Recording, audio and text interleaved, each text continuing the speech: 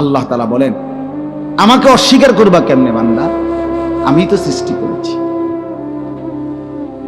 ওয়ালাকাদ খালাকনাল ইনসান, আমি আল্লাহই তো সৃষ্টি করেছি। লাকাদ খালাকনাল ইনসানা ফি আহসানি তাকওয়িম, এই কায়নাতের সবচেয়ে সুন্দর আকৃতি দিয়ে আমি আল্লাহই তো মানুষকে সৃষ্টি করেছি।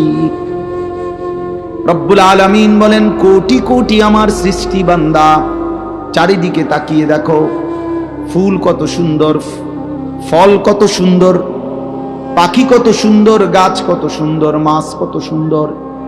কিন্তু আল্লাহ বলে, চারটা কসম করে বলি বান্দা, তুমি তার চাইতে কোটি গুণ বেশি সুন্দর। যদি ফুল এত সুন্দর হয়, যদি মাছ এত সুন্দর হয়, যদি এই পৃথিবীর পাখিগুলো এমন সুন্দর হয়, আল্লাহ বলেন, ওয়াত্তিনি ওয়াজ্জাইতুন ওয়া তুরি সিনিন ওয়া হাদাল বালাদিল আমিন, আমি চারটা কসম করে বলছি বান্দা, তুমি সবচাইতে বেশি সুন্দর। তোমারে বড় যত্ন করে বানিয়েছি, তোমারে আমি বানিয়েছি। ইন্না খালাকনাল ইনসানা মিন নুতফাতিন আমশাজ, আল্লাহ বলেন, তোমার বাবার কাছ থেকে বের হওয়া, তোমার মায়ের জরায়ুতে পৌঁছা, আমি আল্লাহর কুদরতে ওই এক ফোঁটা নাপাক বীর্য থেকেই আমি তোমাকে সৃষ্টি করেছি। এই বহু জায়গায় কথাগুলো বলছে, একই কথা, একই কথা বলছে। আল্লাহ তাআলা বলছে, ইন্না খালাকনাল ইনসানা মিন সুলালাতিন মিন তিন, আল্লাহ বলে, শুকনো ঠনঠনে, কোনো কাদা নাই, পানি নাই, একদম শুকনো মাটি থেকে আমি আল্লাহই তোমাকে মানুষকে সৃষ্টি করেছি। রব্বুল আলামিন বলেন, ইয়া আইয়ুহাল ইনসানু মা গাররাকা বিরাব্বিকাল কারীম, আল্লাহ বলে, বান্দারে আমার, মানুষ রে আমার, এমন দয়ালু মেহেরবান মাওলা আমি আল্লাহ, আমার মতো এমন দয়ালু মেহেরবান মাওলাকে ছেড়ে দিতে কে তোমাকে ধোঁকা দিল? কে তোমাকে বলল যে ওই মালিককে সেজদা দিও না? কে তোমাকে বুঝাইয়া দিল না ফরমান, এমন মালিকের নাফরমানি করো, এই মালিকের নিষেধ শুইনো না? আহ, সুদ কে হারাম করছে? ঘুষ কে হারাম করছে? মদ কে হারাম করেছে? জুয়া কে হারাম করেছে? চুরি কে হারাম করেছে? ডাকাতি কে হারাম করেছে? জিনা কে হারাম করেছে? ব্যভিচার কে হারাম করেছে? নামাজ পড়তে আদেশ কে করেছে? বেনামাজি হতে নিষেধ করেছে কে? এই নাফরমান। তাহলে এমন মালিকের নাফরমানি কেমনে করো? 365 দিনে খোদার এক বছরে কোনোদিনও ফজরের নামাজ পড়লা না, মুসলমানের বাচ্চা এত বড় জানোয়ার হয়?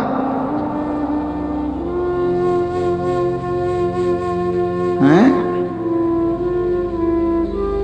মুসলমানের ঘরে এত বড় হাইওয়ান থাকে? তুমি মুসলমান? তুমি মুসলমান? 30 বছর মুসলমান সুদ খায়। মুসলমান প্রতিদিন ওজনে কম দেয়। মুসলমান সারা রাত নর্তকী দেখে, উলঙ্গ ছবি দেখে। মুসলমানের যুবক প্রতিদিন জিনার ব্যভিচার তালাশ করে। এই মুসলমান? আহা, আমার কাছে কিতাব আছে, মিসালি নওজওয়ান, উর্দু কিতাব। ওইখানে আছে পাকিস্তানের একজন বিশ্ববিখ্যাত বুজুর্গ ছিলেন, মুজাহিদ ছিলেন, হযরত মাওলানা মুফতি নিজামউদ্দিন শামজাই রহমতুল্লাহ আলাইহি, যাকে প্রকাশ্যে আল্লাহর দ্বীনের কথা বলার জন্য প্রকাশ্যে দিবালোকে গুলি করে মারা ফেলছে, শহীদ করে ফেলছিলেন। তিনি বলছিলেন, হে যুবক, উনি যুবকদেরকে লক্ষ্য করে একটা কথা বলছিলেন যে, হে যুবক, এই পৃথিবীর প্রথম দিন থেকে এই পর্যন্ত পৃথিবীর ইতিহাস তুমি খুঁজে দেখো। পৃথিবীর ইতিহাসে যত সংগ্রাম, যত মতবাদ, যত চিন্তা, যত চেতনা, যত আন্দোলন, যত উদ্দেশ্য, যত লক্ষ্য এই পৃথিবীতে বাস্তবায়ন করতে কেউ চাইছে, তো সেই জন্য যখনই খুন দরকার হয়েছে, রক্ত দরকার হয়েছে, জান দরকার হয়েছে, সর্বপ্রথম প্রত্যেক যুগে, প্রত্যেক কালে প্রতিটি মতাদর্শ, প্রতিটি মতবাদ প্রতিষ্ঠার জন্য কলিজার খুন যারা পেশ করেছে তারা যুবক। যতবার এই পৃথিবীতে রক্ত লাগছে ততবার যুবকের রক্তই ব্যবহার হয়েছে।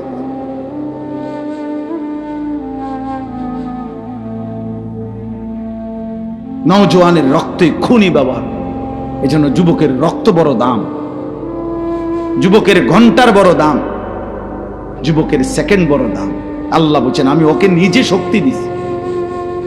আল্লাহুল্লাযী খালাকাকুম মিন দুআফিন, আল্লাহ বলছে আমি তোমাকে প্রথম সৃষ্টি করেছি দুর্বল শিশু। সুম্মা জাআলা মিন বাদি দুআফিন কুওয়া, সেই দুর্বল শরীরে আমি আল্লাহই দিয়েছি শক্তি, যৌবন। সুম্মা জাআলা মিন বাদি কুওয়াতিন দুআফান ওয়া শাইবা, আবার সেই শক্তি সামর্থ্যবান শরীরে আমি আল্লাহ আবার দিয়েছি দুর্বলতা এবং বৃদ্ধ। এই জন্য নওজোয়ান, কথা তো ছিল তোমরা ইসলামের জন্য লড়বা, কথা তো ছিল তোমরা আল্লাহর দ্বীনের জন্য কথা বলবা। আহা, এমন সুন্দর জীবন তোমরা, শত শত যুবক একেবারে ঠান্ডা মাথায় পরিকল্পিতভাবে বুঝে শুনে এমন সুন্দর রাত, হায়াত, দিন, ঘন্টা, নারী দেখতে দেখতে, ছবি দেখতে দেখতে, মোবাইল দেখতে দেখতে, অশ্লীল উলঙ্গ দৃশ্য দেখতে দেখতে, অনাদরে অবহেলায় এমন সুন্দর ঘন্টা, মিনিট, সেকেন্ড শেষ করে দিচ্ছে। আহা, ঠিক হলো না। এই পৃথিবী গড়বে কে? তাই ইসলামের জন্য কিছু করবে কে? তাই আল্লাহর দ্বীনের জন্য কিছু করবে কে? বাপ, সারা পৃথিবীর মজলুম মুসলমানকে কে বাঁচাবে? বাপ, মাহাদির পক্ষ হয়ে লড়বে কে? তাইলে দাজ্জালের বিরুদ্ধে লড়বে কে? আল্লাহর দ্বীনের জন্য বুক সোজা করে দাঁড়াবে কে? তাই তোমরা তো আমাদেরই সন্তান। তোমাদের যাদের বয়স 16 বছর, আমার 16 বছরের সন্তান আছে। আমার প্রথম সন্তানের বয়স 16 বছর। অতএব তুমি আমার সন্তান। তুই ভেবে দেখো তো, রাসূলুল্লাহ সাল্লাল্লাহু আলাইহি ওয়াসাল্লামের দুইজন বিখ্যাত সাহাবী, কিশোর সাহাবী, একজনের নাম ছিল সামুরা ইবনে জুনদুব রাদিয়াল্লাহু তাআলা আনহু, আরেকজনের নাম ছিল রাফি ইবনে খাদিজ রাদিয়াল্লাহু তাআলা আনহু। দুইজনই কিশোর। কিশোর বলা হয় করিবুল বুলুগ, কিশোর বলা হয় এই 13, 14, 14.5, 15-র আগে, মানে যার বীর্যপাত শুরু হয় তাকে বলে যুবক। এর আগের টাইমটারে, এর আগের 1-1.5 বছর, 2 বছরের কয় কিশোর। যার উপরে গোসল ফরজ হয় তার আগের সময়টাকে বলে কিশোর। এই ওনারা দুইজন ছিলেন কিশোর সাহাবী। বদরের যুদ্ধের দিন দুইজনেই ওনারা যুদ্ধের ময়দানে, তো রাফে ইবনে, দুইজনেই আসছে লাইনে, কিন্তু রাফে ইবনে খাদিজ উনি একটু চালাকি কইরা লাইনে যখন দাঁড়াইছে, তো বৃদ্ধাঙ্গুলির মধ্যে, সরাসরি হাদিসে আছে, বৃদ্ধাঙ্গুলির মধ্যে উনি একটু ভর দিয়া নিজের লম্বা দেখাইছে, ফলে উনার অনুমতি হয়ে গেছে ওই সাইজ দেখা, যে হে লম্বা আছে, ঠিক আছে, সমস্যা নাই, এগুলোর লগে মিলে। কিন্তু এই সামুরা ইবনে জুনদুব উনি আর এটা তো বোঝে নাই, উনি এমনি স্বাভাবিক দাঁড়ায় ছিল, ফলে উনারে একটু ছোট মনে হয়েছে, তো উনারে সরাই দিছে মানে লাইন থেকে। উনি যখন বুঝছে উনারে আর নিবে না, তখন উনি উনার আব্বা কে বলছে, বাবা আপনি নবীকে বলেন আমারে তো নিবে না কয়।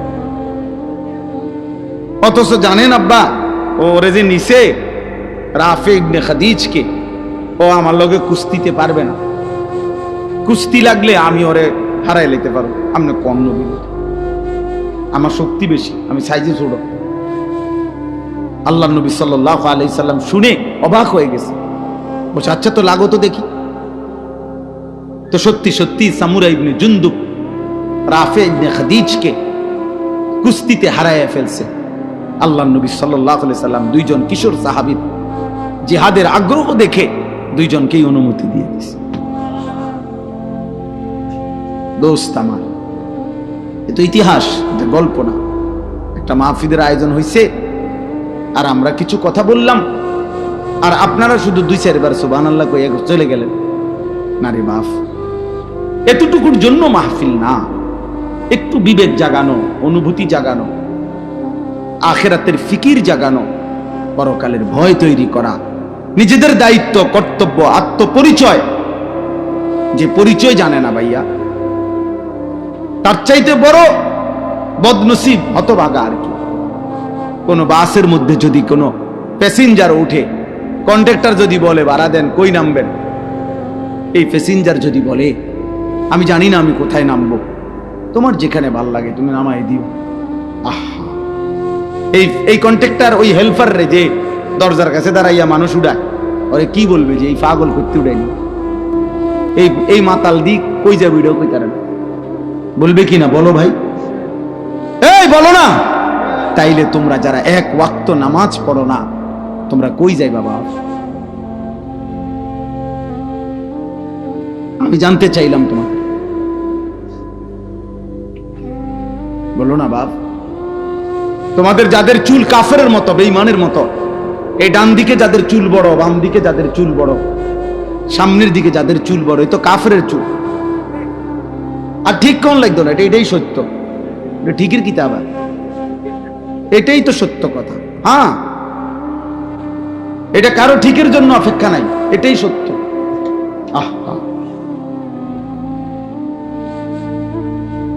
বলো ভাই, তুমি কোথায় যাবা এই চুলের ফ্যাশন নিয়া? টার্গেট কি? মানে টার্গেট কি? কোন নারীকে দেখানো? তো আমরা পাঞ্জাবি টুপি পরে আমাদের কি বিবি মিলে নাই? এই পৃথিবীর টুপি দাড়িওয়ালা তাহলে বিয়ে করে নাই? তো তুমি কোন দিকে যাচ্ছ আমার দোস্ত? বলো প্রিয় ভাই, বলো। যাদের শরীর নাফাক, পেশাব পায়খানা করে ঠিক মতো টয়লেট পেপারও ব্যবহার করো না, পাক নাফাকের, বিশেষ করে পেশাব করে যারা পাক নাফাকের ধার ধারো না, এই নাপাক শরীর নিয়ে তুমি কোথায় যাবা ভাইয়া? টার্গেট কি? কোথায় থামবা গিয়ে? আজকের রাত যে তুমি সারা রাত মোবাইলে ছবি দেখা রাত 2টায় ঘুমায় গেলা, ছবি দেখতে দেখতে, উলঙ্গ নাচ দেখতে দেখতে এক সময় ক্লান্তিতে তোমার যে ঘুম চলে আসছে, এই ঘুম যদি আর না ভাঙে?